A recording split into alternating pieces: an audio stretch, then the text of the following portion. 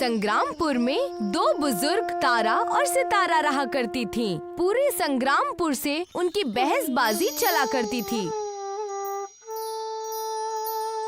तुमने कल जो मछलियाँ दी थी उनमें कोई स्वाद नहीं था। लगता है मेरा खौफ इस बाजार में कम हो गया है। नहीं तारा जी, आपसे पूरा बाजार अब भी डरता है। कल आपसे पहले सितारा जी आकर ताजी ताजी मछलियाँ लेकर चली गई।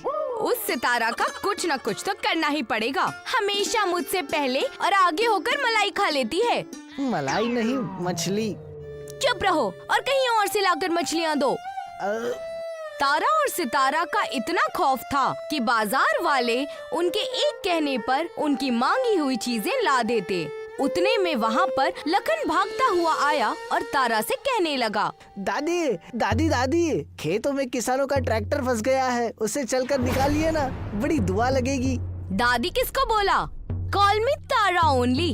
और बद्दुआ क्यों लगेगी? बड़ी दुआ दादी, बड़ी दुआ लगेगी। लखन की बात सुनकर तारा वहाँ चली गई और खेतों में ट्रैक्टर फंसा देख कहने लगी, ये तो बस छोटा सा काम है, हट जाओ सब लोग, मैं देखती हूँ। तारा खेतों में चली गई और ट्रैक्टर जो कि आधा खेत के अंदर फंसा हुआ था, तारा के एक झटके से ही बाहर निकल आया। कमाल है, इस बूढ़ी औरत में इतनी ताकत कहाँ से आती है। एक मैं हूँ, 24 साल का हूँ, लेकिन मेरी कमर में अभी से दर्द है, बाल झड़ रहे हैं और हाइट भी कम है। तारा के इस करतब से सारे हैरान हो गए थे। उतने में वहाँ पर सितारा आ गई और कहने लगी, हाँ, ये कोई बड़ी बात थोड़ी ना है, ये तो मेरे बाएं हाथ का खेल है। मैं तो खेत के अंदर भी ना जाती और ट्रैक्टर को बाहर निकाल देती। बड़ी आई ट्रैक्टर निकालने वाली। कुएं से पानी निकालने में भी तुम्हारा हाथ और कमर दर्द होने लगता है, और आई ट्रैक्टर को बाहर निकालने वाली।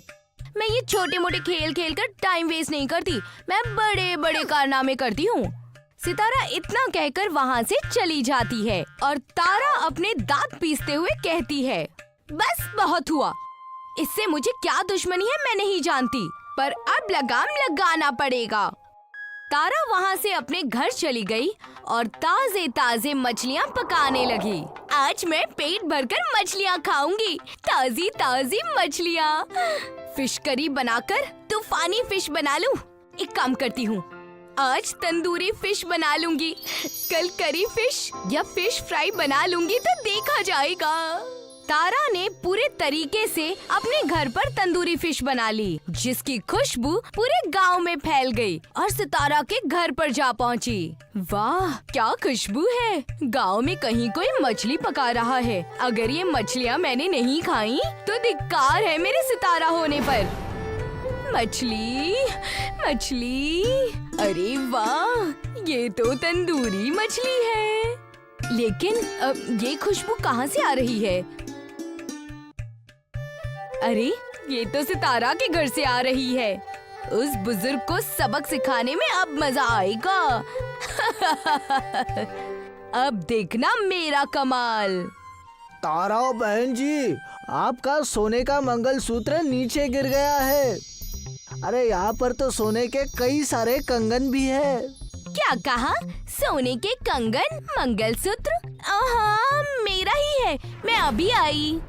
ये हुई ना बात, अब मजा आएगा।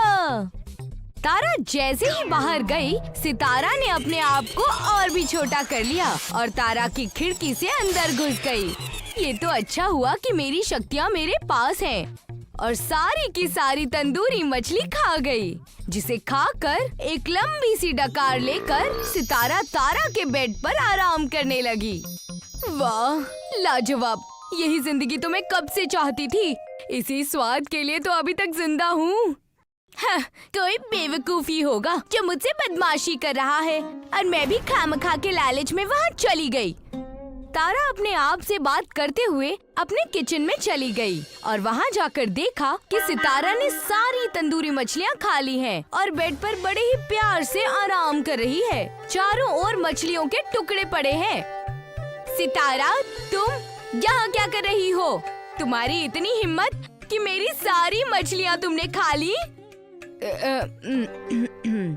सारी मछलियाँ मतलब सिर्फ 4 ही तो हैं। बड़ी लाजवाब थी।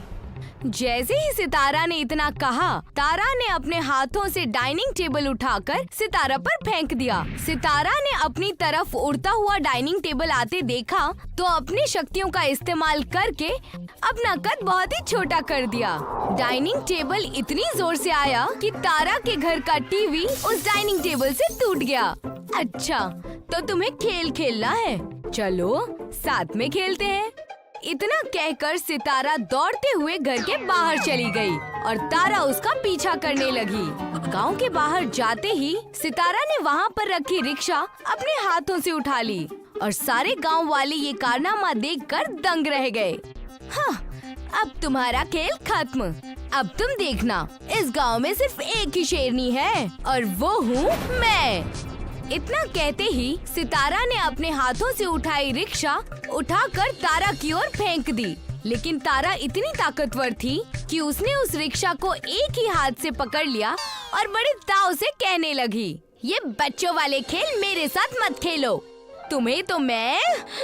तारा का गुस्सा अब बहुत बढ़ चुका था। तारा ने एक बड़ी सी ट्रैक्टर उठाई ही थी कि गांव में बादशाह के 2 गुलाम नगाड़ा बजाते हुए आए और कहने लगे, सुनो सुनो सुनो सुनो सुनो सुनो, तुम दोनों अपने कर्तव्य बाद में दिखाना, पहले राजा जी का आदेश सुनो।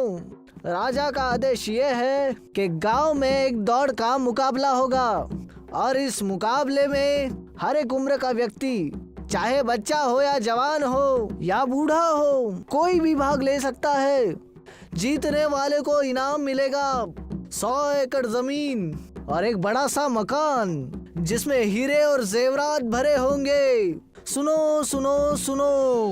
सैनिकों की बात सुनकर तारा ने ट्रैक्टर नीचे रख दिया और कहने लगी, ये मुकाबला तो सिर्फ मैं ही जीतूंगी, मेरे अलावा कोई नहीं है यहाँ पर। अब मजा आएगा। ट्रैक्टर मैंने बस नीचे ही रखा है, लेकिन मैं तुम्हें जवाब उस मुकाबले में दूंगी। गांव के सभी जवान और बच्चे उस मुकाबले में शामिल होने लगे। चारों ओर मुकाबले की धूम मची हुई थी। मैं तो चाहता हूँ कि ये मुकाबला मैं जीतूं, लेकिन इन 2 बूढ़ियों का मैं कैसे मुकाबला करूँगा? देखा नहीं तुमने, उम्र के मुकाबले तो कई ज्यादा तेज और फुर्तीली है।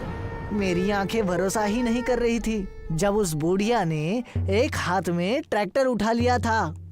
हो ना हो, इन दोनों बूढ़ियों के पास कोई ना कोई चमनप्राश जरूर है, तभी ये इतनी हट्टी कट्टी और ताकतवर है।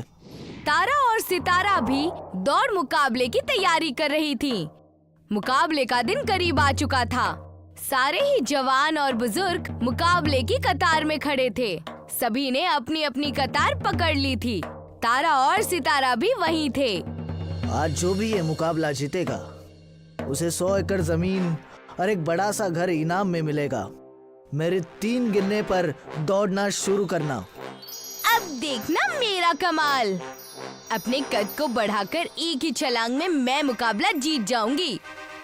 1 2 3। जैसे ही मुकाबला शुरू हुआ, अचानक उनमें एक और बुजुर्ग सभी को पीछे करते हुए पूरे 4 सेकंड में 400 मीटर का मुकाबला पार कर गई। सारे गांव वाले उसे देखते ही रह गए। सभी बहुत चक्के थे कि आखिर वो थी कौन। तारा और सितारा की तो बोलती बंद हो चुकी थी। माँ कसम, ये बुढ़िया है या कोई चीता? चीता से भी तेज है ये तो। 2 बुढ़िया गांव में पहले से ही थी, अब ऊपर से ये तीसरी बुढ़िया कहाँ से आ गई? बादशाह और वहाँ बाकी लोग हैरत में पड़ चुके थे। गांव की इज्जत मिट्टी में मिल चुकी थी। कहीं ये कांतारा तो नहीं? मेरा जी बड़ा घबरा रहा है।